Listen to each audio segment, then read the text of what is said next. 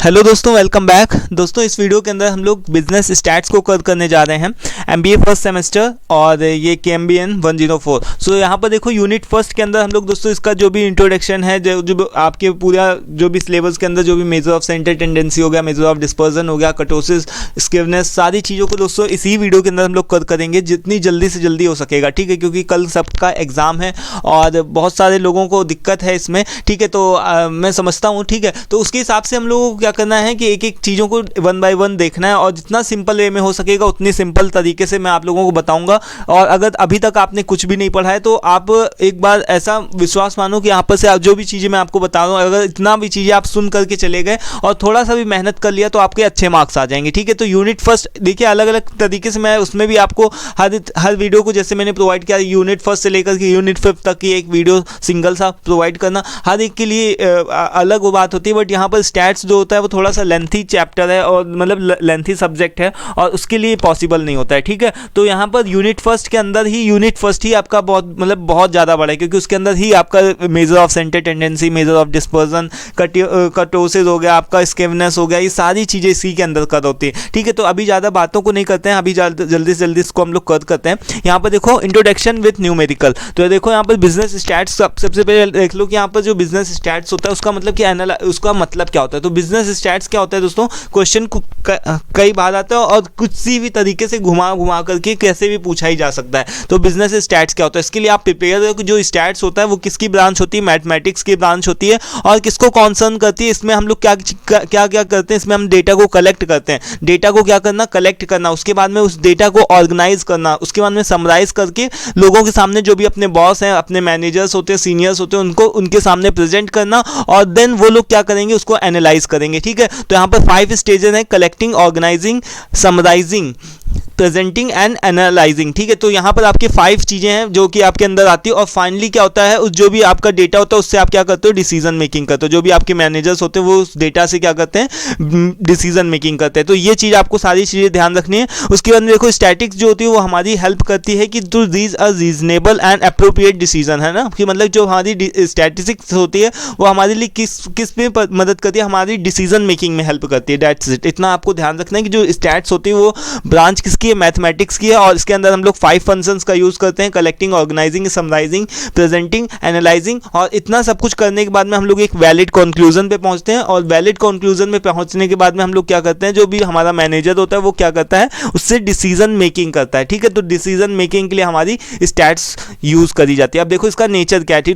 तो यहाँ पर देखो नेचर के बारे में अगर बात करें तो जो फॉर्मुलेशन ऑफ द प्रॉब्लम, मतलब कि हमारी जो भी होती है प्रॉब्लम को आइडेंटिफाई करने के लिए हमारी स्टैट्स को यूज किया जाता है। ठीक है, उसके बाद में डिटरमाइनिंग सोर्स ऑफ डेटा, हम केवल स्टैट्स के थ्रू केवल प्रॉब्लम को ही नहीं सॉल्व करते हैं या प्रॉब्लम को ही नहीं आइडेंटिफाई करते हैं, डिसीजन मेकिंग ही नहीं करते, हम सोर्स ऑफ डेटा को भी लेकर के आते हैं। लेट्स सपोज कि अगर मान लो कि हमको किसी स्टूडेंट्स की परसेंटेज कैलकुलेट करना है। ठीक है, तो वो हमको सोर्स ऑफ डेटा, जो भी हमारे पास में सोर्स ऑफ डेटा यानी कि जो भी हमारा डेटा होगा कि उसके मैथ्स में कितने हैं, साइंस के अंदर कितने हैं, ये सारी चीज़ें जो भी होती है स्टैट्स के अंदर एक एक करके इंक्लूड होती है। तो डिटरमाइनिंग सोर्स ऑफ डेटा मतलब कि हमको सोर्स ऑफ डेटा भी पता करता है, मतलब स्टैट्स की हेल्प से हम क्या करते हैं, सोर्स ऑफ डेटा तक पहुँचते हैं और उसकी मदद से हम क्या करते हैं, डेटा को ले करके आते हैं, एनालाइज करते हैं, मतलब ऑर्गेनाइज करते हैं, उसके बाद में एनालाइज करके उससे डिसीजन मेकिंग करते हैं। ठीक है, समझ गए ना। अब यहाँ पर देखो क्या है नंबर 3 पे कि कंडक्टिंग द फील्ड सर्वे, और केवल जो स्टैट्स होता है वो हमारी हेल्प करता है किसमें, फील्ड सर्वे करने में भी।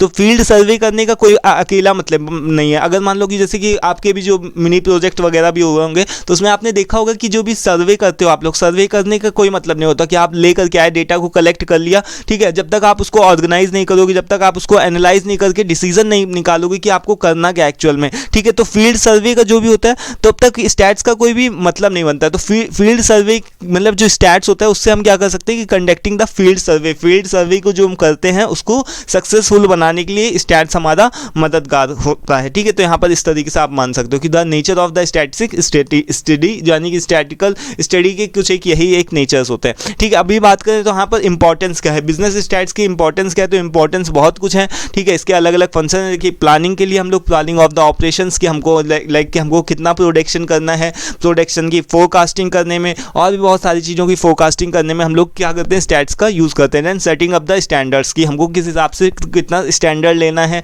ना। जैसे मान लो कि हमको प्रोडक्शन की प्लानिंग करनी है, तो प्रोडक्शन की प्लानिंग करने के लिए जैसे कि हमको पता है कि पिछले 10 सालों से क्या बन रहा है, 800 ही पार्ट बन पा रहा है। अभी हमने क्या किया, मशीन्स में इंप्रूवमेंट कर दिया, तो हम क्या करेंगे, हम स्टैंडर्ड्स को थोड़ा सा देखेंगे उसकी हेल्प से, और क्या करेंगे 1000 या 1200 तक की हम पार्ट्स का स्टैंडर्ड्स बना सकते हैं कि भाई चलो अभी तक कि 800 बन रहा था, बट अभी हमारे पास में लेटेस्ट अपग्रेडेड मशीन है, बहुत अच्छे से टूल्स हैं जो एकदम नए वर्जन में आए और थोड़ी सी ज़्यादा मैन पावर होगी, तो अब हम क्या करेंगे 1000 तक बना सकते हैं। तो इससे हम क्या करें, स्टैट्स की हेल्प से हम क्या करते हैं कि प्लान्स को स्टैंडर्ड्स को क्या करते हैं, सेट करते हैं कि अभी तक देखो हमारे पास में जब मशीन कम थी तो हम 800 बनाते थे, जब हमारे पास मशीन ज़्यादा हो गई तो हम 1000 बनाए। तो ये किसकी हेल्प से पॉसिबल हुआ, एक स्टैट्स की हेल्प से। तो ये तो मतलब एक कॉमन सी चीज़ है, को मशीन नहीं अपग्रेड थी तब तक 800 बनना था, अब जब मशीन अपग्रेड हो गई तो 1000 बनेगा, 1200 बनेगा, 1500 बनेगा, है ना। तो ये क्या किसकी हेल्प से हुआ, स्टैट्स की हेल्प से हुआ, ठीक है। उसके बाद में देखो फंक्शंस टू कंट्रोल, और जो स्टैट्स होती है वो केवल उसका काम यही नहीं कि स्टैंडर्ड्स को सेट कर देना,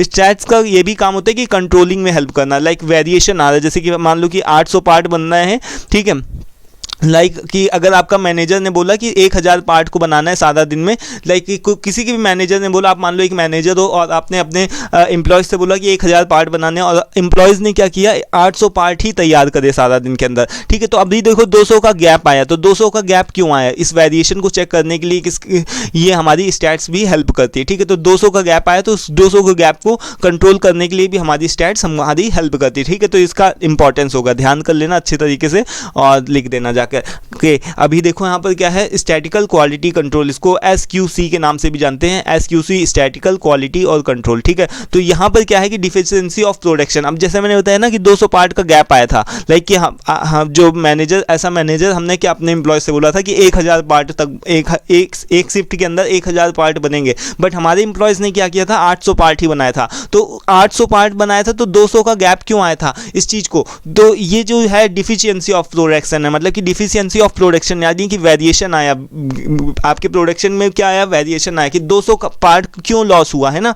तो 200 पार्ट का लॉस क्यों हुआ, तो ये क्या है, डिफिशियंसी किसी भी कारण से हो सकती है, या तो आपके जो भी टारगेट थे आपने बहुत ज़्यादा टारगेट रख दिया था, 1000 बहुत ज़्यादा टारगेट होगा लोगों के लिए, या फिर जो भी है कि आपके जो भी एम्प्लॉयज़ हैं उनकी परफॉर्मेंस बहुत ज़्यादा पुअर रही होगी, वो सही से नहीं काम कर रहे होंगे, वो इधर उधर ध्यान दे रहे होंगे, है ना। या फिर आप थर्ड नंबर पर देख लो कि जो भी आपकी कंपनी के जो भी आपके प्रोडक्ट्स यूज़ हो रहे हैं, मशीन्स नहीं काम कर रही होगी, इलेक्ट्रिसिटी चली होगी, बहुत सारे ऐसे नंबर्स ऑफ ऐसी चीज़ें होती हैं जो कि प्रोडक्शन की डिफिशियंसी के लिए पॉसिबल होते हैं, मतलब उनके लिए ही क्या होती है, उसी की वजह से ही जो प्रोडक्शन होता है वो कम हो पाता है। तो यहाँ पर here are some statical quality control method, यहाँ पर कुछ एक यहाँ पर आपको मेथड दिए गए हैं। एक तो क्या है पर्सनल मैनेजमेंट, पर्सनल मैनेजमेंट से आप क्या कर सकते हो, जो भी आपके कर्मचारी हैं उनको अच्छी तरीके से ट्रेनिंग प्रोवाइड कर सकते हो, ठीक है, और यहाँ पर और उनको अच्छी तरीके से क्या कर सकते हो कि लाइक ट्रेंड कर सकते हो, जिससे कि वो क्या करेंगे काम पर ज़्यादा फोकस करेंगे, ठीक है। उसके अलावा यहाँ पर सीजनल बिहेवियर, ठीक है। तो सीजनल बिहेवियर में क्या होता है दोस्तों कि लाइक ये आपके जो भी सीजनल बिहेवियर कभी जैसे जो भी सीजन के हिसाब से, कभी वेदर के कंडीशन के हिसाब से जो भी प्रोडक्शन होता है वो कभी कदार ज़्यादा चला जाता है। जैसे दीपावली की सेल्स, जब दीपावली आती है या होली आती है तब क्या होता है कि हमारे जो भी प्रोडक्ट्स होते हैं उनकी डिमांड क्या होती है, बढ़ जाती है, ठीक है। टीवी ऑफ जो इलेक्ट्रॉनिक जितना भी आइटम होता है तो बढ़ जाता है। तो इससे हम ये सारी चीज़ें हमको इससे हम क्या कर सकते हैं, स्टैटिकल क्वालिटी कंट्रोल, यानी कि जो भी हम कंट्रोल कर सकते हैं ना। तो यहाँ पर यही चीज़ बताया कि स्टैटिकल क्वालिटी कंट्रोल का मेथड क्या है। तो ये चीज़ इसका मेथड है, दो चीज़ें हैं, पर्सनल मैनेजमेंट के थ्रू आप कर सकते हो कंट्रोल, और दूसरा है सीजनल बिहेवियर को आप पता लगा सकते हो कि कब कौन सा कैसा सीजन चल रहा है, इसके हिसाब से भी आप स्टैट्स के थ्रू कंट्रोल कर सकते हो, ठीक है। तो ये बात सही। अभी देखो लिमिटेशन कुछ है, स्टैट्स की कुछ एक लिमिटेशन है। तो लिमिटेशन क्या है, एक तो इसमें सबसे बड़ी जो लिमिटेशन है कि उसमें आप केवल डेटा के साथ ही खेल सकते हो, लाइक कि आपके पास में अगर डेटा होगा तभी आपको सारी चीज़ें पता चल पाएंगी। लेकिन अगर कोई के पास आप ब्यूटी को, इंटेलिजेंस को, करेज को, लाइक कि किसी के साहस को, इन सारी चीज़ों को आप नहीं लाइक मेज़र कर सकते हो, और मेज़र करके उसके हिसाब से इंटरप्रेट कर सकते हैं। आप नहीं उसको बता सकते कि आपका करेज जितना है तो आप इतना ज़्यादा काम कर लोगे, आप इतने ज़्यादा इंटेलिजेंट हो तो आप इतना ज़्यादा काम कर पाओगे, है ना। तो इस तरीके से हम कुछ भी नहीं, अभी लिमिटेशन के अंदर ये आता है। देन हमारा नेक्स्ट है कि जो स्टैटिक्स होती है वो 100% कभी भी मैथमेटिक्स की तरीके वो एक्यूरेट नहीं होती। आप भी देखते हो कि जब भी स्टैटिक्स की कुछ एक न्यूमेरिकल्स लगाते हो तो उसमें क्या होता है कि कुछ एक हमारे पॉइंट्स में नंबर आते हैं, किसी के कुछ आता है, किसी को कुछ आता है ना, तो एक्यूरेट नहीं आता। जबकि मैथ्स के अंदर क्या होता है, एक्यूरेट आते हैं। लाइक कि अगर किसी के कुछ भी मार्क्स हो रहे होंगे तो वो उतने आए हैं तो उतना ही आएगा, ठीक है। लेकिन स्टैट्स के अंदर क्या होता है, हम अप्रॉक्स में बात करते हैं, ठीक है। अकाउंटेंसी में क्या होता है, जितने रुपए हैं उतने रुपए होंगे, बट स्टैट्स के अंदर ऐसा नहीं है। स्टैट्स में हम लोग लगभग में लाइक अप्रॉक्स में बात करते हैं, है ना। फिर यहाँ पर देखो कि होमोजीनिटी और यूनिफॉर्मिटी, लाइक कि आपके डेटा के अंदर क्या होनी चाहिए, होमोजीनिटी होनी चाहिए, यानी कि यूनिफॉर्मिटी होनी चाहिए, एक जैसा डेटा होना चाहिए। लाइक कि आप किसी का एज का कंपैरिजन कर रहे हो तो उसके एज का कंपैरिजन दूसरे व्यक्ति की एज के साथ ही करो, ठीक है। आप किसी की एज का कंपैरिजन दूसरे व्यक्ति की इनकम के साथ में नहीं कर सकते, है ना। तो ये होमोजीनिटी होनी चाहिए, लाइक कि दोनों लोगों का जो भी प्रोडक्ट होना चाहिए वो क्या होना चाहिए, दोनों लोगों का जो भी डेटा होना चाहिए, जो भी दो डेटा होना चाहिए वो क्या होना चाहिए, इक्वल होने चाहिए। और जो भी रिजल्ट्स आते हैं इसमें क्या आती हैं, अप्रॉक्सीमेटली, मतलब कि लगभग के अंदर इसमें जो भी आंसर्स आते हैं वो आते हैं, ठीक है। और इसके अंदर क्या होता है कि एक और भी देख लो, यहाँ पर only one who has experts, जो भी एक्सपर्ट होता है, जिसको स्टैटिक्स का अच्छा खासा ज्ञान होता है, जो पढ़ा लिखा होता है, मैथमेटिक्स का जिसकी अच्छी होती है, वही केवल स्टैट्स का यूज़ कर सकता है, ठीक है। उसके हिसाब से उस चीज़ों को इंटरप्रेट कर सकता है, उसके हिसाब से प्रिडिक्शन या फिर फोरकास्ट कर सकता है चीज़ों को, ठीक है। फिर अब देखो इसके मिसयूजेज क्या है, लाइक कि जो भी स्टैट्स है उसका मिसयूज़ क्या है। एक तो सबसे पहला कि यहाँ पर कुछ इसका यूजेज है कि इससे हमको सोर्स ऑफ डेटा नहीं पता चलता कि कहाँ पर से कोई जो भी है चीज़ें आ रही हैं। लाइक कि हमको कई बार ऐसा होता है स्टैट्स के अंदर कि हमको पता नहीं चलता कि जो भी सोर्स ऑफ डेटा है वो एक्चुअल में क्या है, ठीक है। हम चीज़ों को केवल कैलकुलेट करते जाते हैं। जैसे लेट्स से कि अगर आपके पास में कोई चीज़ दे दिया गया, लाइक कि आपके पास में क्रिकेट दे दिया गया, क्रिकेट के स्कोर दे दिए गए और वो जो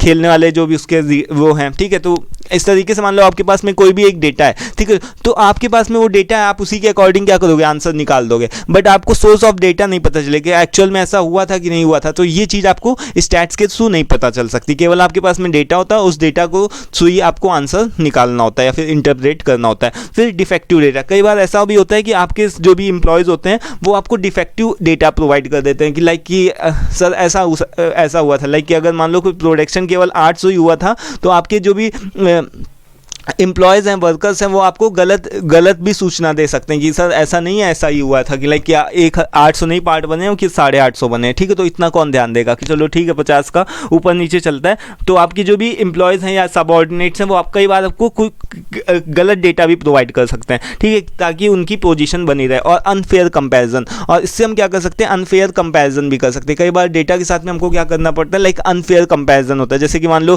कि अगर हमारी किसी साल 2009 में जो हमारी सेल्स थी वो कम हुई थी, ठीक है, हमारी जो भी सेल्स हुई थी वो कम हुई थी। 2010 के अंदर हमारी जो सेल्स हो गई वो क्या हो गई, काफ़ी हाई हो गई। तो अब हमको इंटरप्रेट करना, हमको फोरकास्ट करना है कि चलो 2009 की कम हुई थी, 2010 में क्या हो गई, ज़्यादा हो गई, और हमको अब 2012 की हमको करना है, ठीक है। लाइक कि 2000 ये 9 की है, ठीक है, ये 9 की है, ये 10 की है।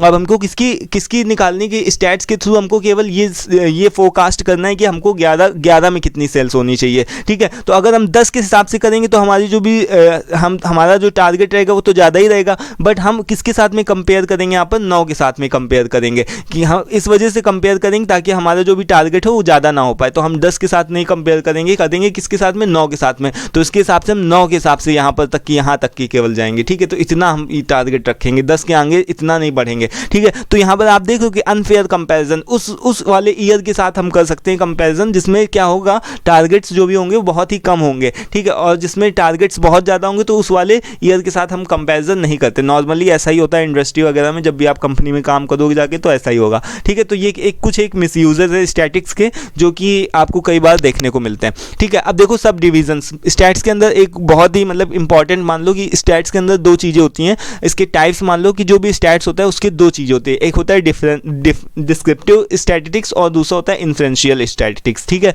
अब देखो डिस्क्रिप्टिव स्टैटिस्टिक्स क्या होती है। डिस्क्रिप्टिव का मतलब होता है दोस्तों कि जो भी वर्णनात्मक, लाइक कि आपकी जो भी पूरा डेटा, जैसे कि मान लो कि अगर मैं किसी भी स्कूल की बात करूं तो पूरे स्कूल में लाइक कि मुझे स्टूडेंट्स के जो भी हैं उनका परसेंटेज कैलकुलेट करना है। अगर मैं जो भी आप देखते होगे ना, जब भी कोई बैनर है, कोई भी जो भी स्कूल होता है, कॉलेजेस होते हैं, अपने अपने जब प्रचार करते हैं तो उसमें क्या करते हैं कि हमारे स्कूल का रिजल्ट जो है वो 90% रहा है, हमारे स्कूल का रिजल्ट 95% रहा है। ठीक है, तो आप क्या देखते हो कि उसमें से ओवरऑल सारे बच्चों की बात किया जाता है। ठीक है, उसमें से क्या होता है, सारे बच्चों की बात किया जाता है, तो इसी को क्या बोलते हैं, डिस्क्रिप्टिव। बट वहाँ पर एक्चुअल में ऐसा नहीं होता है कि किसी बच्चे के 0 भी आए हो सकते हैं। ठीक है, कोई बच्चा फेल भी हो गया होगा। 95 तो एक बच्चे के आए होंगे ना, लाइक कि जो उसमें से सभी लोग होंगे उन सभी बच्चों के आए होंगे, लाइक कि बट कोई बच्चे ऐसे होंगे जो कि फेल हो गए होंगे, कोई बच्चे के कम भी आए होंगे। ठीक है, तो उसमें क्या होता है कि डिस्क्रिप्टिव में कि आप ओवरऑल की बात करो, पूरे सभी लोगों की बात करो। ठीक है, केवल सभी लोगों की बात करो।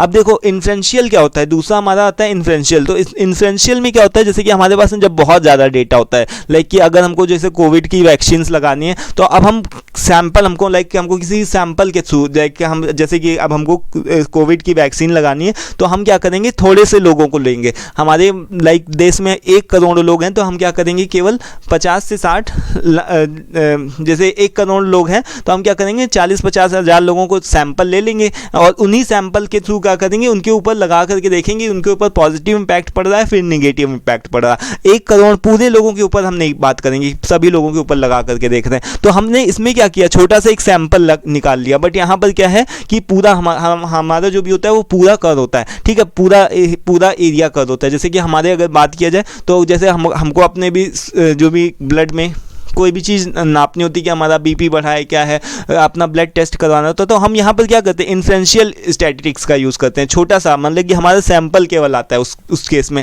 ठीक है, बट डिस्क्रिप्टिव में क्या होता है कि पूरी चीज़ों का यूज़ होता है, पूरे डेटा का यूज़ होता है। यहाँ पर जो भी बात आ रही 95% आ रही है, कोई थोड़े बच्चों की नहीं आ रहे, ओवरऑल बच्चों की परफॉर्मेंस के हिसाब से बताया जाता है। ठीक है, तो यही होता है डिस्क्रिप्टिव और दूसरा होता है इन्फ्रेंशियल। ठीक है, अब इनके बीच में डिफरेंस भी पूछा जाता है, तो इसका आप डिफरेंस देख लेना। इसके ऊपर मैंने अलग से भी एक वीडियो बनाया हुआ है। ठीक है, तो आप इसके बीच में डिफरेंस को देख लेना, अच्छे से पढ़ लेना, बहुत ही इंपॉर्टेंट है और कई बार आता भी है। ठीक है, अब देखो कि यहाँ पर मीन मीडियन मोड क्या होता है। जैसा आपको पता है, यहाँ पर मैं आप लोगों को बता देता हूँ कि जो मीन का मतलब क्या होता है। जैसे कि आप मान लो आपके पास में कुछ एक डेटा दिया होता है, जैसे 2 है ना, फिर क्या हो गया 4, 6, 8, 10, इस तरीके से आपके पास में मान लो कि क्या है कि एक तरीके से डेटा है। अब आपको इसका मीन निकालना है, तो मीन निकालने के लिए आप क्या करोगे, सभी का प्लस कर दोगे, सम कर दोगे, लाइक 2 + 4 + 6 + 8 + 10। ठीक है, कितना हो गया, सभी का एक बार टोटल करके बताओ।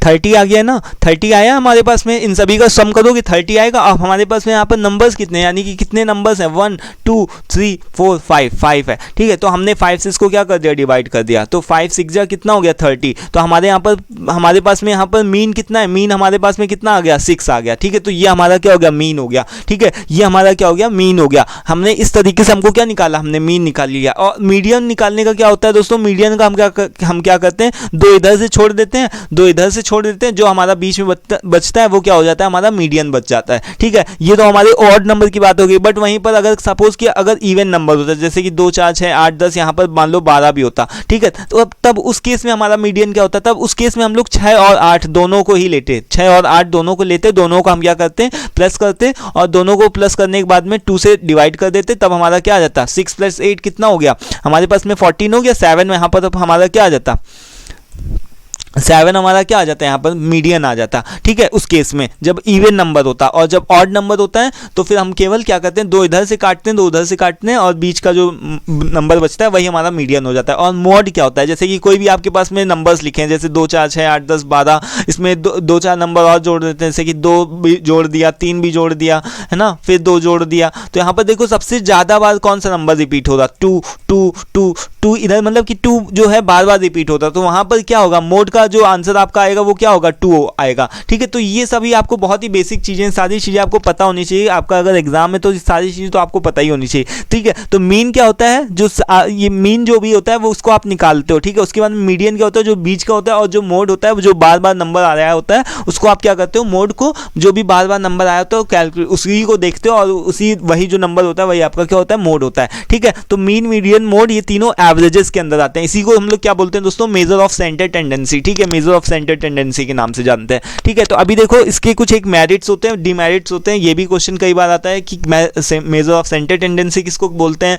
तो ये सारी चीज़ें आपको पता होनी चाहिए। मैंने हर एक के ऊपर सेपरेट अलग से वीडियोस को बनाया हुआ है, ठीक है, अगर आपने नहीं देखा है तो जरूर से देख लो जाकर के। ये तो केवल एक तरीके से रिवीजन की क्लास है। तो यहाँ पर देखो मेरिट्स की अगर बात करें तो यहाँ पर मीडियन की बात करें तो मीडियन क्या होता है दोस्तों, ये किस पे बेस्ड होता है कि बेस्ड ऑन ऑल ऑब्जर्वेशन। ये जो मीडियन होती है इसकी जो एडवांटेज होती है कि ये किसके ऊपर बेस्ड होता है, ये सारे ऑब्जर्वेशंस को इक्वली कैलकुलेट करता है, easy to calculate and understand, ठीक है। ये बहुत ही आसान होता है, इसको कैलकुलेट करना क्या होता है, आसान होता है, लीस्ट अफेक्टेड होता है, ठीक है, जो भी सैम्पलिंग फ्लक्चुएशन से बहुत ही कम अफेक्टेड होता है, और no need to arrange data, और इसमें हमको जो भी है डेटा को असेंडिंग या फिर डिसेंडिंग ऑर्डर में क्या करना रहता है, अरेंज भी नहीं करना पड़ता है। वहीं अगर इसकी हम मीन के कुछ एक डीमेरिट्स की बात करें या फिर इसके कुछ हम लोग डिसएडवांटेजेस की बात करें तो यहाँ पर देखो कि केवल हम इसमें क्या कर सकते हैं, क्वांटिटेटिव डेटा को ही यूज़ कर सकते हैं। क्वांटिटेटिव मतलब जिसमें हम केवल क्वांटिटी का यूज़ करते हैं, उस डेटा को ही हम यूज़ कर सकते हैं, ठीक है। और ये क्या होता है, एक्सट्रीम वैल्यू से क्या हो जाता है, बहुत ज़्यादा प्रभावित होता है।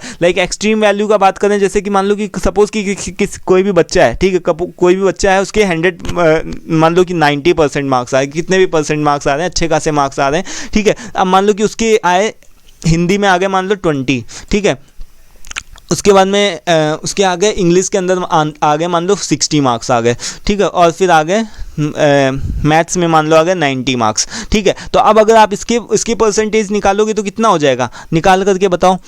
ये आपका हो जाएगा 20 + 60 + 90 कितना हो गया, 170 हो गया, है ना, 170 हुआ। 170 को आप किससे डिवाइड करोगे, 3 से डिवाइड करोगे, तो आपका कितना आंसर आएगा, ऑलमोस्ट 56 के अराउंड आएगा, ठीक है। तो 56 देखो, 56 जो आपका परसेंटेज आता है वो कितना लीस्ट अफेक्टेड, मतलब कि देखो 20 से कितना ज़्यादा आ रहा है, 20 का इसको ट्रू मतलब सही बता रहा है, नहीं बता रहा, 60 की चलो पास में 56 है ना, 60 आसपास में, और बट यहाँ पर 90 से देखो 90 56 कितना कम है। तो यानी कि ये क्या हो रहा है, एक्सट्रीम वैल्यू से एक जो वैल्यू आ गई, ये आपकी एक्सट्रीम वैल्यू आ गई, 90 क्या है, आपकी एक्सट्रीम वैल्यू है, ठीक है। इस डेटा इस मार्क्स की वजह से इसका जो भी परसेंटेज है वो 56 बन गया। नहीं तो ये बच्चा तो क्या था, केवल फेल ही था, 20 नंबर आ रहे हैं, ठीक है, 60 नंबर आते हैं, क्या ये फेल हो जाना चाहिए था, ठीक है। तो यहाँ पर देखो ये बात होगी। और इस जो भी मीडियन होता है, जो भी मीन होता है, इसको हम लोग क्या कर सकते हैं, ग्राफिकल प्रेजेंटेशन इसका पॉसिबल नहीं होता है, ठीक है। तो ये आपके कुछ एक इसके मेरिट्स हैं और डीमेरिट्स हैं। अब बात करते हैं दोस्तों इसके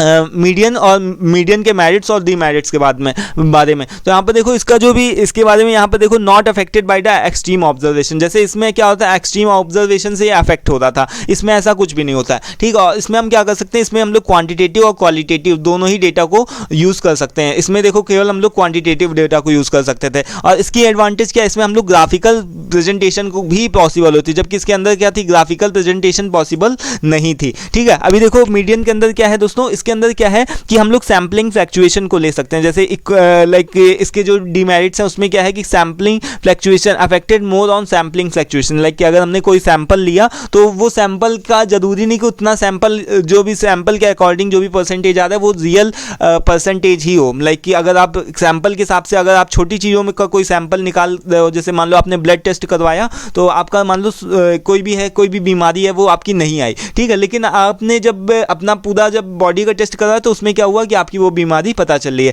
ठीक है। तो यही चीज़ मीडियन के अंदर होता है कि सैंपलिंग जो भी फ्लक्चुएशन होता है उसमें आपको क्या होता है, इसमें अफेक्टेड होता है, ठीक है। अलग अलग जो भी आपका नंबर्स वो हो सकते हैं, अलग आ सकते हैं, ठीक है। और equal importance to all data, कई बार ऐसा होता है कि कई बार सारी चीज़ों को हम क्या करते हैं, इक्वल इंपॉर्टेंस देते हैं कि ये भी इतना है, ये भी इतना है, बट अगर आपको एक्चुअल में रियल डेटा अगर चाहिए होगा तो आप पूरी सारी चीज़ों को इक्वल इंपॉर्टेंस नहीं दोगे, ठीक है। फिर नीड टू अरेंजिंग डेटा, इसमें आपको बहुत ही मतलब कि असेंडिंग ऑर्डर या डिसेंडिंग ऑर्डर में सबसे पहले क्या करना रहता है, अरेंज करना रहता है पूरे डेटा को। तो ये एक सबसे इसकी बड़ी डीमेरिट है। अगर देखा जाए मोड के बारे में अगर देखो तो मोड के तीनों पॉइंट्स यहाँ पर सेम ही है, ठीक है, ये उसके सारे एडवांटेजेस हो गए। अगर डिसएडवांटेजेस में क्या होता है तो दोस्तों कई बार क्या होता है, बहुत ही ज़्यादा कॉम्प्लिकेटेड मेथड यूज़ होता है। लाइक कि अगर आप देखोगे तो इसमें आपको कई बार ग्रुपिंग टेबल भी बनानी पड़ती है, एनालाइजिंग टेबल भी बनानी पड़ती है, अगर आपने पढ़ा होगा तो, ठीक है। तो ये सारी चीज़ें जो भी होती हैं कई बार आपको मतलब इससे आपको एनालाइज करना बहुत ज़्यादा कठिन काम पड़ता है मोड के थ्रू, ठीक है। तो ये इसका डीमेरिट है,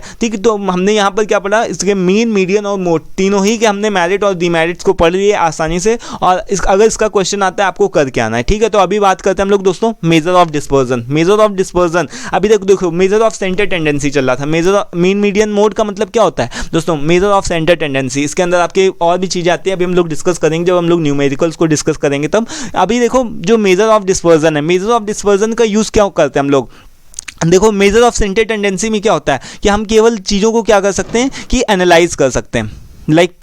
अभी मैं इसका एक एग्जांपल देकर के बता दूँ इसका सबसे बड़ा यूज़ क्या है, मेजर ऑफ डिस्पर्जन का यूज़ क्या है। तो यहाँ पर देखो एक चीज़ मैं आपको दिखाता हूँ।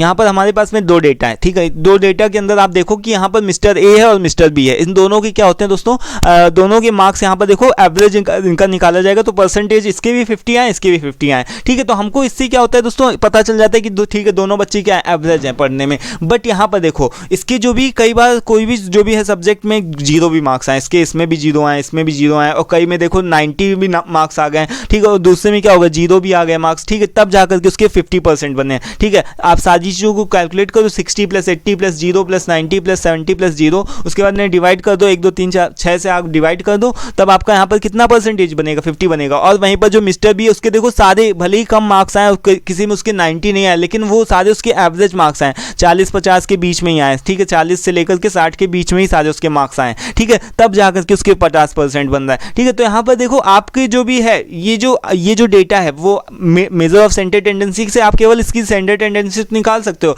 केवल इसका एवरेज तो निकाल सकते हो कि 50% इसके मार्क्स बन रहा है, ठीक है, 50% इसके भी मार्क्स बन रहा है। बट आप ये कैसे बताओगे कि ये बच्चा अच्छा है पढ़ने में, ये बच्चा बुरा है पढ़ने में, ठीक है। ये आपको पता चलेगा किससे, स्टैंडर्ड डेरिवेशन के थ्रू, ठीक है। स्टैंडर्ड डेरिवेशन के थ्रू, मेजर ऑफ डिस्पर्जन के थ्रू आपको पता चलेगा कि जो बच्चा कौन सा है अच्छा पढ़ने में, कौन सा नहीं है।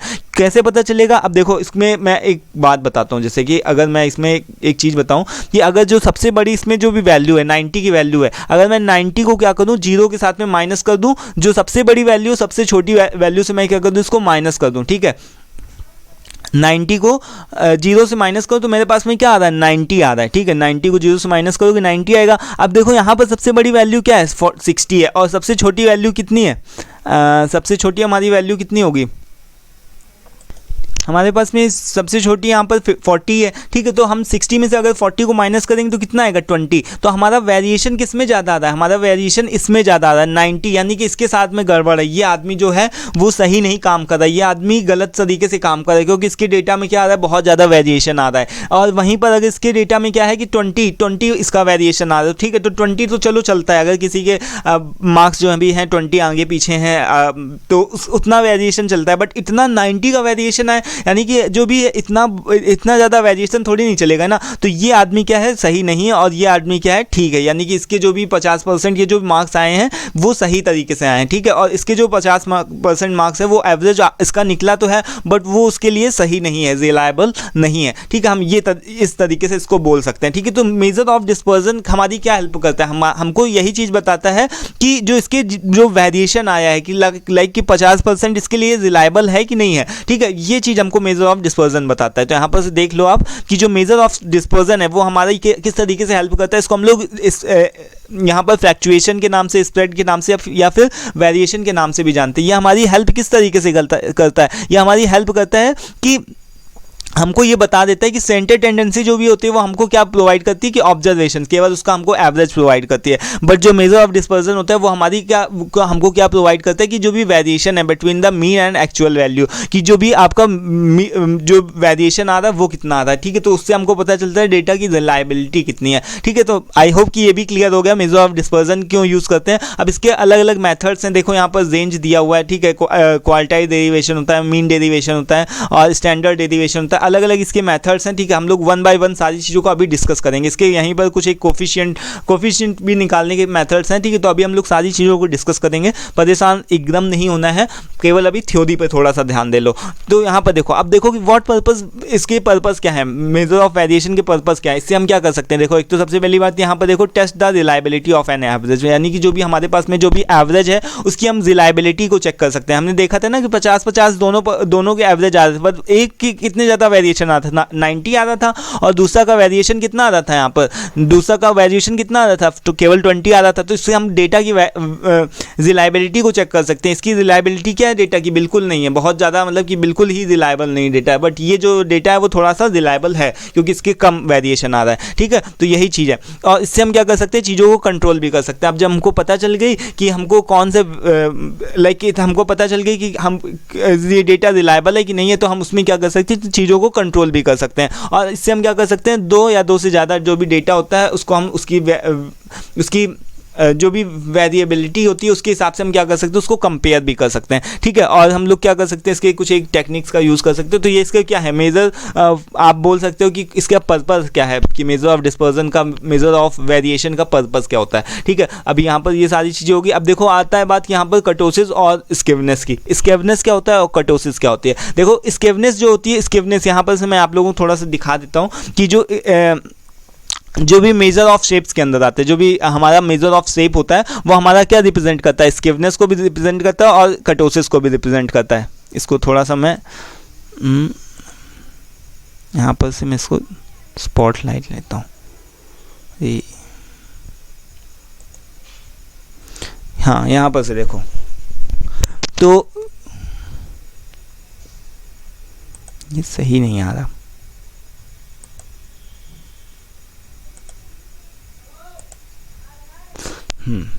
अभी देखो यहाँ पर ये क्या है कि हम जो मेजर ऑफ शेप्स है उसको हम लोग दो तरीके से उसको हम लोग डिवाइड कर सकते हैं। एक होता है हमारा स्केवनेस, दूसरा होता है हमारा कर्टोसिस, ठीक है। तो स्केवनेस जो होता है, स्केवनेस हमारा क्या रिप्रेजेंट करता है, स्केवनेस का मतलब होता है किसी चीज़ का तिरछापन। तो स्केवनेस इंडिकेट्स लैक ऑफ सिमेट्री, ठीक है, लैक ऑफ सिमेट्री। सिमेट्री का मतलब होता है समानता किसी चीज़ की, ठीक है। तो ये हमको ये चीज़ बताता है। इसका मैंने डिटेल से वीडियो बनाया हो स्केवनेस के ऊपर, कर्टोसिस के ऊपर। आप लोगों से यही प्रार्थना है कि आप लोग पूरा वीडियोज़ को अगर नहीं देखा है तो देख लो जाकर के, अगर आपको डिटेल से समझना हो। अगर केवल पास होना तो फिर अलग की बात है। तो यहाँ पर देखो जितनी चीज़ें यहाँ पर बताई जाए केवल उतना रट के जाओ। यहाँ पर देखो क्या है कि किस तरीके से स्केवनेस और कर्टोसिस को, यानी कि जो भी स्केवनेस है उसको हम लोग किस तरीके से सिमेट्री को देख सकते हो। तो यहाँ पर सबसे पहले आप देखो 3 डायग्राम बने और 3 में से सबसे पहले ऊपर देखो, ऊपर में क्या है, दोनों एक तरीके का एक ऐसा शेप है, लाइक कि इस तरीके का कर्व आपका बना हुआ है, और उस कर्व को अगर हमने बीच से यहाँ पर से काट दिया है, ठीक है, तो दोनों ही साइड इक्वल है। देखो जितना इधर साइड इक्वल है उतना ही उधर साइड में भी इक्वल है, ठीक है। यहाँ से उसको हम हटाते हैं। अभी देखो जितना यहाँ पर से जितना इधर साइड में है उतना ही इधर साइड में है, ठीक है। तो दोनों साइड क्या है, इक्वल है। तो इसका यानी कि अगर इक्वल है तो यानी क्या है कि वो सिमेट्रिक है, ठीक है। बट जो भी नॉन सिमेट्रिक होता है उसके दो स्टेजेस बनती है। नॉन सिमेट्रिक बोल लो या फिर असिमेट्रिक केस बोल लो, उसके 2 स्टेजेस बनती हैं। एक पॉजिटिव स्केवनेस होता है, एक निगेटिव स्केवनेस होता है। यहाँ पर क्या है, दोनों साइड इक्वल है, तो ये क्या है, सिमेट्रिक है। बट अगर इधर साइड जो इसकी टेल्ड हो, यानी इसकी जो पूंछ हो, अगर इधर साइड में, अगर इधर इस डायरेक्शन में, बाहर के डायरेक्शन में ज़्यादा झुक गई हो तो इसको हम लोग क्या बोलते हैं, पॉजिटिव स्केवनेस बोलते हैं। वही अगर इसकी जो भी टेल हो वो अगर निगेटिव साइड में झुक गई हो तो उसको हम लोग क्या बोलते हैं, निगेटिव स्केवनेस के नाम से जानते हैं, ठीक है। तो ये है स्केवनेस के बारे में। वहीं कर्टोसिस के बारे में बात करें तो जो कर्टोसिस होता है, कर्टोसिस में क्या है दोस्तों, देखो ये एक तरीके से कर्व है, ठीक है। तो ये कर्व है, ये क्या रिप्रेजेंट करता है, ये जो है, ये इसमें देखो ये कितना ज़्यादा ऊंचा है, इसकी जो भी पूंछ है वो कितनी ज़्यादा नुकीली है ना, जो इसकी टेल है वो कितनी ज़्यादा नुकीली है, और इसका जो पीक पॉइंट है, लाइक इसके अगर ऊंचाई की बात करें तो ये क्या है, सबसे ज़्यादा ऊंचा है। तो ये क्या हो गया हमारे लिए, लेप्टोकर्टिक हो गया। वहीं मेसोकर्टिक क्या होता है, उसकी जो भी पूंछ होती है थोड़ी सी कम हो जाती है, और वो उतना ज़्यादा मतलब ऊपर से ऊंचा भी नहीं होता। वो देखो ये कितना ज़्यादा लंबा आदमी है, ठीक है, और इसकी जो भी हाथ पैर एकदम नुकीले से हैं। बट यहाँ पर जो आदमी क्या है, थोड़ा सा मीडियम टाइप का है, कि इसके जो भी थोड़े हाथ पैर भी मीडियम है और इसकी हाइट भी थोड़ा ठीक है। वहीं पर अगर जो भी एक ये क्या है, प्लेटोकर्टिक में क्या है, ये एकदम नाटा आदमी, इसके मतलब कि जो भी पीक भी एकदम बिल्कुल भी नहीं, और देखो हाथ पैर भी एकदम इसके छोटे छोटे से हैं, ठीक है। तो इस तरीके से आप इसको समझ सकते हो, कभी भी कर्टोसिस या आपकी स्किवनेस के बारे में आ जाए, ये 3 डायग्राम जरूर से बना करके आ जाना, केवल इतना मेंशन कर देना आपको, ठीक है, पासिंग मार्क्स तो आपको वो दे ही देगा, ठीक है। तो आई होप कि ये समझ में आ गया। तो यहाँ पर देखो स्किवनेस क्या है, स्किवनेस और कर्टोसिस के बीच में डिफरेंस क्या है। तो स्किवनेस का मतलब क्या होता है कि skewness indicates lack of symmetry in the distribution. Skewness में क्या होता है कि लैक ऑफ सिमेट्री आपको डिस्ट्रीब्यूट करता है, मतलब कि स्किवनेस का क्या मतलब होता है कि लैक ऑफ सिमेट्री। यहाँ पर देखो ये क्या है, दो केसेस में हमको बन रहा है ना कि लैक ऑफ सिमेट्री क्या है, 2 केसेस पॉजिटिव और निगेटिव, है ना। तो लैक ऑफ सिमेट्री, अगर सिमेट्री नहीं होगा, लाइक अगर उसमें जो भी समानता नहीं होगी, अगर दोनों साइड इक्वल बराबर नहीं होंगे, ठीक है, तो वही क्या होगा, वही केस क्या होगी, हमारी स्किवनेस होगी। तो यही चीज़ यहाँ पर बताया गया। तो लैक ऑफ सिमेट्री को ही हम क्या बोलते हैं, स्किवनेस बोलते हैं। वहीं कर्टोसिस जो होता है, कर्टोसिस क्या करता है, मेजर ऑफ टेल्डनेस या पीकनेस, ठीक है। कर्टोसिस में हम क्या करते हैं कि हम उसको किसी भी जो भी कर्व होता है उसकी टेल्डनेस, यानी कि उसकी टेल को देखते हैं कि वो उसकी पूंछ, हाथ पैर कितने ज़्यादा उसके नुकीले हैं, या फिर उसकी जो भी टेल या जो भी उसकी पीक है, जो उसकी ऊंचाई है, वो कितनी ज़्यादा ऊपर है, ठीक है। तो ये चीज़ हम कर्टोसिस के अंदर देखते हैं, उसकी टेल्डनेस और पिगनेस को मेजर करते हैं। फिर यहाँ पर पॉजिटिव स्किवनेस जो भी होता है, उसकी जो भी क्या होती है, बहुत ज़्यादा लॉन्ग राइट टेल। एक जो पॉजिटिव होता है वो क्या है, उसकी जो देखो लॉन्ग राइट टेल है, ठीक है। वहीं पर निगेटिव अगर है तो उसकी क्या है, लॉन्ग लेफ्ट टेल है। यहाँ पर देखो इसकी क्या है, लॉन्ग लेफ्ट टेल है। देखो निगेटिव की क्या है, लॉन्ग लेफ्ट टेल है, ठीक है। और यहाँ पर से देखो इसके बाद में यहाँ पर देखो asymmetric distribution has a skewness of 0, ठीक। और इसकी जो भी स्किवनेस है, केवल जो इसकी स्किवनेस है, लाइक यहाँ पर जो भी स्किवनेस जो है, यानी कि जो जिसका दोनों साइड में बराबर है, उसकी क्या है, वो एकदम 0 है, ठीक है। यहाँ पर ये पॉजिटिव है, यहाँ पर ये क्या है, ये पॉजिटिव है, ये निगेटिव, और ये क्या होगा, 0 होगा हमारे लिए, ठीक है। वहीं अगर हम कर्टोसिस की बात करते हैं तो कर्टोसिस में क्या है, देखो पॉजिटिव अगर होगा तो पॉजिटिव अगर होगा यानी कि बहुत ज़्यादा ऊंचा होगा, उसकी बहुत ज़्यादा पीकनेस होगी, बहुत ज़्यादा अगर उसके हाथ पैर नुकीले होंगे तो वो क्या होगा, लेप्टोकर्टिक होगा, ठीक है। और अगर जो भी प्लेटोकर्टिक, अगर वो नाटा आदमी होगा, लाइक नाटा टाइप का होगा, तो उसको हम क्या बोलेंगे, प्लेटोकर्टिक। अगर वो मीडियम होगा, अगर उसका 0 होगा तो वो क्या होगा, वो यहाँ पर से मेसोकर्टिक होगा, ठीक है। नॉर्मल कर्व होगा अगर होगा तो उसको क्या बोलेंगे हम लोग, मेसोकर्टिक, ठीक है। तो आई होप कि ये तो क्लियर हो गया होगा कि स्किवनेस क्या होता है, कर्टोसिस क्या होती है, ठीक है। अब इसके बीच में डिफरेंस देख लो, एक और भी डिफरेंस पूछा जाता है, दैट इज कि डिस्पर्जन क्या होता है, स्किवनेस क्या होती है। इसमें कोई नई और खास बात नहीं, जो भी हमने स्किवनेस में जो बारे में लिखा है वही सारी चीज़ें यहाँ पर है, और जो मेजर ऑफ डिस्पर्जन को आपने पढ़ा है, मीन मीडियन मोड, वही सारी चीज़ें यहाँ पर भी लिखी हुई हैं, ठीक है। तो यहाँ पर क्या है कि dispersion shows the difference between the mean and actual value. यहाँ पर क्या है कि मीन और एक्चुअल वैल्यू में क्या है, डिस्पर्जन क्या होता है, सॉरी, जो डिस्पर्जन होता है उसमें हम लोग बहुत सारी चीज़ें अलग अलग कैलकुलेट करते हैं। हम इसमें मीन मीडियन मोड को नहीं कैलकुलेट करते, हम इसमें स्टैंडर्ड डेरिवेशन, रेंज, क्वार्टाइल जो भी होता है, अलग अलग चीज़ों को कैलकुलेट करते हैं। देखा था ना आपने यहाँ पर से, इसमें हम कौन कौन सी चीज़ों को कैलकुलेट करते हैं, यहाँ पर रेंज को क्वार्टाइल डेरिवेशन को, मीन डेरिवेशन को, स्टैंडर्ड डेरिवेशन को हम लोग यहाँ पर से कैलकुलेट करते हैं, ठीक है, मेजर ऑफ डिस्पर्जन के अंदर। बट हम लोग अगर मेजर ऑफ सेंटर टेंडेंसी की बात करते हैं तो उसमें हम लोग क्या केवल कैलकुलेट करते हैं, मीन मीडियन मोड, और भी अलग दो चार चीज़ें होती हैं, ठीक है, तो उसको कैलकुलेट करते हैं। वहीं पर स्किवनेस की बात करें तो ये क्या होता है, डायरेक्शन या फिर वेरिएशन हमको बताता है, ठीक है। तो ये सारी चीज़ें जो भी हैं ये आप आई होप कि पढ़ लोगे। डिस्पर्जन को हम अभी ऑलरेडी डिस्कस करके आए, स्किवनेस के बारे में मैंने बता ही दिया कि ये स्किवनेस होती है इसकी, ठीक है, तो इसको आप पढ़ लोगे, ठीक है। अब हमारी बात में आता है कि टाइम सीरीज़, ये हमारा सेकेंड यूनिट का है, तो अभी हमको सेकेंड यूनिट को नहीं देखना है, केवल अभी फर्स्ट यूनिट को ही कवर करते हैं। यहाँ पर देखो फर्स्ट यूनिट के अभी हमने पूरी थ्योरेटिकल पार्ट को कर लिया, इतने में से थ्योरी आपकी जो भी होगी पूरी कवर हो जाएगी। अब हम बात करते हैं इसके न्यूमेरिकल्स के बारे में बात करते हैं। तो न्यूमेरिकल्स जो भी हैं हमारे, मैं इसको यहाँ पर से थोड़ा सा, हाँ, तो यहाँ पर आप देख सकते हो ना, यहाँ पर इस तरीके का क्वेश्चन पूछा जाता है, मेजर ऑफ सेंटर टेंडेंसी क्या होता है, इसके एग्जांपल के थ्रू आप बताओ। तो मेजर ऑफ सेंटर टेंडेंसी मैंने जैसा बताया उसको एवरेज के नाम से भी जानते हैं, और वो क्या होता है कि जो कि एक पूरे ग्रुप को, पूरे डेटा को रिप्रेजेंट करती है, वही क्या होती है आपकी, उसी को हम क्या बोलते हैं, मेजर ऑफ सेंटर टेंडेंसी के नाम से जानते हैं, ठीक है। इसको हम लोग अलग अलग, और उसके कैरेक्टरिस्टिक्स वगैरह भी यहाँ पर सारी चीज़ें लिखी हुई हैं, ठीक है। तो ये सब अपने आप से आई होप कि आप पढ़ सकते हो। हम लोग डायरेक्ट यहाँ पर केवल मीन मीडियन मोड को पढ़ते हैं, यहाँ पर डिस्कस करते हैं। हाँ, तो यहाँ पर देखो अर्थमेटिक, द अर्थमेटिक मीन, ठीक है। अर्थमेटिक मीन क्या होती है दोस्तों, अर्थमेटिक मीन जो भी होती है वो आपको 3 तरीके से निकलती है। जो आपको यहाँ पर 3 चीज़ें, जो 3 सीरीज़ है, ये आपको हमेशा याद रखनी है पूरा स्टैट्स लगाते टाइम पे। आपको फर्स्ट यूनिट में आपको जो भी आप लगाओगे उसके अंदर आपको 3 चीज़ें ध्यान ही रखनी है, इंडिविजुअल सीरीज, डिस्क्रीट सीरीज और कॉन्टिन्यूअस सीरीज। 3 आपको चीज़ें ध्यान रखनी है, इंडिविजुअल, डिस्क्रीट और कॉन्टिन्यूअस। इंडिविजुअल सीरीज क्या होती है, इंडिविजुअल सीरीज में आप क्या लिखते हो, लाइक कि जैसे अगर बोला जाए तो इंडिविजुअल सीरीज में आप इंडिविजुअल सीरीज में इस तरीके से आप लिखते हो, जैसे जैसे मैं बोलूं कि अगर ये इसमें है ना थोड़ा सा दिक्कत हो जाती है दोस्तों, क्या